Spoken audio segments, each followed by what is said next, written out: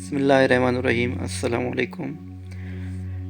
पिछले दिनों मैंने जनरल स्टोर के हवाले से कंप्लीट गाइड वीडियो बनाया था, तो दोस्तों ने बहुत अच्छा रिस्पांस दिया, बहुत सारे व्यूज़ भी आए। तो अब मैं उसी जो सिलसिले को आगे बढ़ाते हुए स्टोर के मैनेजमेंट के हवाले से आपके साथ कुछ गोल्डन की शेयर करूंगा। आप जब भी कारोबार करते हैं, तो बल्कि कोई भी जब नया बंदा कारोबार करता है, तो सबसे बड़ी गलती या ब्लंडर उसका ये होता है कि वो अपने इन्वेस्टमेंट का ज़्यादातर जो कैश है वो सामान में लगा लेता है। अब इशू ये होता है कि मतलब अगर वो जनरल स्टोर की बात करें, मिसाल के तौर पर उसे कुकिंग ऑयल लाना है, तो हो सकता है वो किसी एक कंपनी के या दो कंपनी के कुकिंग ऑयल ला के अपने शेल्फ्स में लगा लें। इसी तरह आप देख लें टीको या मसाला जात, मतलब कोई भी चीज़ आप देख लें कि वो शुरू में पूरा इन्वेस्टमेंट लगा लेता है। और इश्यूज तब आने शुरू हो जाते हैं कि जब कोई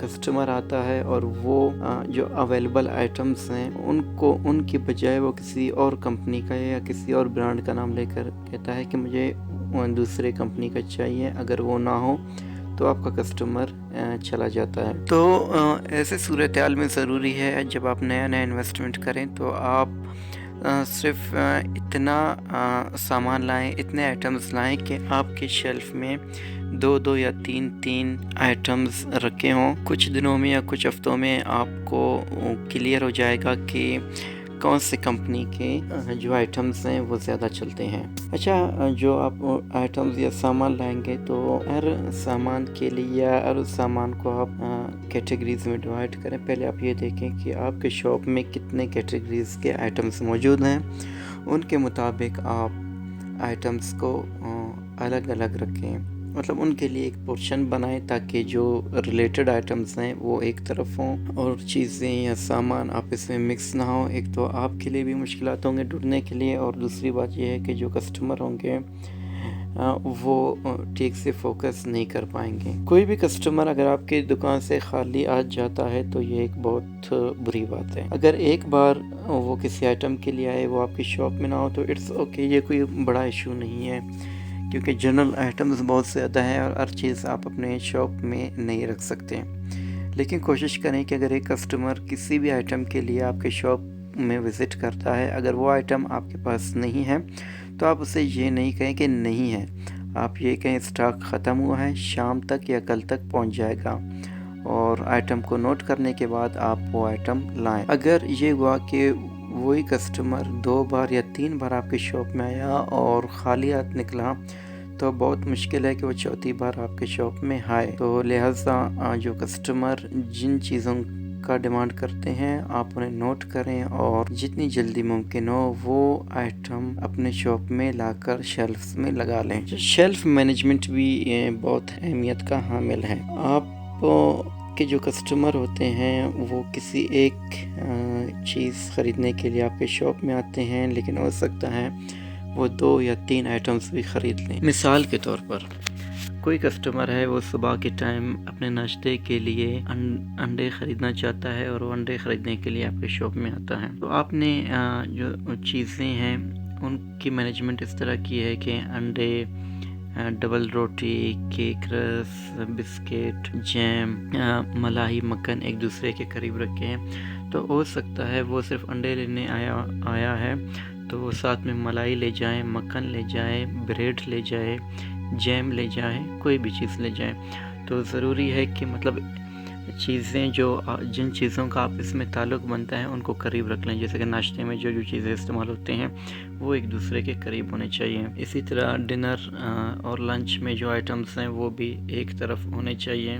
कॉस्मेटिक्स और गिफ्ट जहाँ पे भी लगे हों एक दूसरे के करीब होने चाहिए दोनों चीज़ें। इसी तरह जो स्नैक्स हैं, कुकीज़ हैं, स्पेशली जो स्नैक्स हैं उनके लिए स्टैंड लगा लें, और जो मल्टीनेशनल कंपनी के स्नैक हैं या लोकल कंपनी के हैं वो आप अच्छे से सजा के एक साथ रख लें। पैम्पर्स और सैनिटरी पैड्स भी एक दूसरे के करीब होने चाहिए, क्योंकि इनके कस्टमर अमूमन एक हैं। स्टेशनरी के आइटम्स भी एक दूसरे के करीब होने चाहिए। और टॉयज़ के हवाले से आप ये कोशिश करें कि टॉयज़ डिस्प्ले हों बाहर की तरफ भी, और शॉप के अंदर आप जहाँ पर सेटिंग करेंगे टॉयज़ की ان کو نیچے کہیں پہ رکھ لیں تاکہ جو چھوٹے بچے ہوتے ہیں وہ بڑی آسانی سے ٹوائز کو دیکھ لیں۔ اچھا، ٹوائز میں ایک ٹرکس یہ بھی ہے کہ اگر کوئی خاتون یا مرد یا کوئی لڑکا یا لڑکی اپنے چھوٹے بہن بھائی کے ساتھ آپ کے دکان کے سامنے سے گزر رہا ہے تو یہاں پر ایک ایڈوانٹیج یہ ہے کہ وہ جو چھوٹا بچہ اگر اس کی نظر کسی بال پہ پڑی یا کسی کھلونے پہ پڑی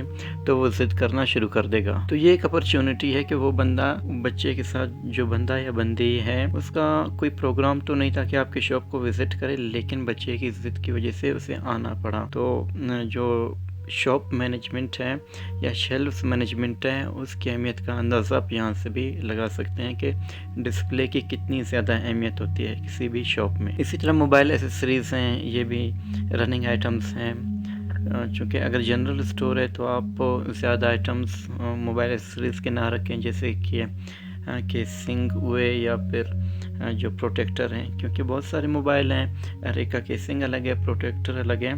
تو یہ چیزیں جو اگر اسپیشلی موبائل کا دکان ہے تو آپ تمام ہینڈ سیٹ کے خرید کے رکھ سکتے ہیں، لیکن جنرل اسٹور میں آپ اتنی ساری چیزیں نہیں رکھ سکتے ہیں۔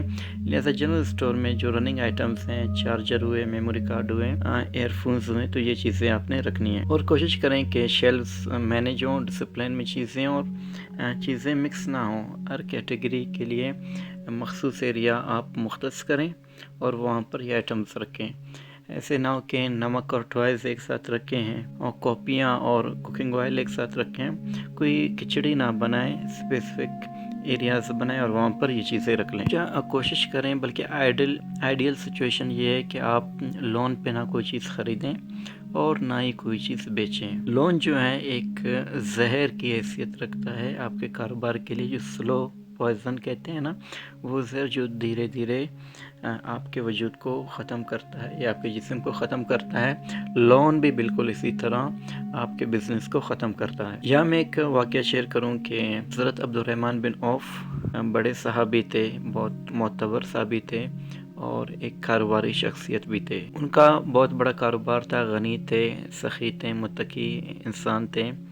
مطلب ان کے پاس اتنی دولت تھی کہ اگر وہ چاہتے، بقول طارق جمیل صاحب کے، کہ موجودہ پاکستان کے جیسا ایک ملک بھی خرید سکتے تھے۔ مطلب اللہ تعالیٰ نے ان کو اتنی زیادہ دولت دی تھی۔ اس نے کچھ اصول رکھے تھے بزنس کے لیے، جیسے کہ وہ کبھی ادھار پہ سامان نہیں خریدتا اور کبھی ادھار نہیں دیتا۔ کسی چیز میں اگر کوئی خرابی ہوتی تو اس کا قیمت کم کر دیتا اور کسٹمر کو بتا بھی دیتا، اور اگر کوئی شخص کوئی سامان واپس کرنے آتا تو وہ سامان بھی واپس کر دیتا۔ تو آپ یہاں پہ ایک اندازہ لگائیں، اتنے بڑے صحابی جن کو دنیا کے اندر ہی عشرہ مبشرہ میں شامل کیا گیا اور جنت کی نوید سنائی گئی، اس نے کبھی لون کاروبار میں دیا اور نہ کبھی لون لیا۔ تو آپ بھی کوشش کریں کہ لون نہ دیں، کیونکہ بہت سارے کسٹمر ایسے ہوتے ہیں، اگر آپ نے ان کو لون دیا اور انہوں نے پہلے ہی پر جب سیلری لیتے ہیں، اگر وہ کسی وجہ سے آپ کی جو لون ہے اسے واپس نہیں کر پائے تو وہ کیا کریں گے، آپ کی شاپ پر آنا بند کر دیں گے اور کسی اور شاپ سے چھپ چھپ کے سامان لیں گے۔ تو اس طرح اگر آپ کسی کو لون دیتے ہیں تو دراصل آپ اپنے کسٹمر کو توڑ رہے ہیں۔ تو کوشش کریں، اگر لون نہ دینے کی وجہ سے آپ کے 3-4 کسٹمر یا 5-6 کسٹمر ٹوٹ بھی جاتے ہیں، کوئی بہت بڑا مسئلہ نہیں ہے، لیکن جو آپ کیش کا کاروبار کرتے ہیں وہ مسلسل رولنگ میں ہوتا ہے، جبکہ لون میں آپ کے پیسے پھنس جاتے ہیں۔